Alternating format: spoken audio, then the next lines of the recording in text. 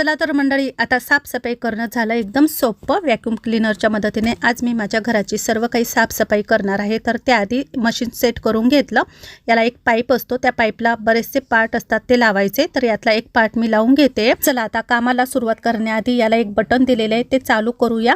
Button चालू केल्यानंतर लगेच या पाईपाद्वारे ना बाहेर हवा फेकली जाते. तसेच हवा आत खेचण्याचा पण एक पार्ट आहे, तर तो लावल्यानंतर सर्व काही धूळ ना या पाईपामध्ये आत खेचली जाते.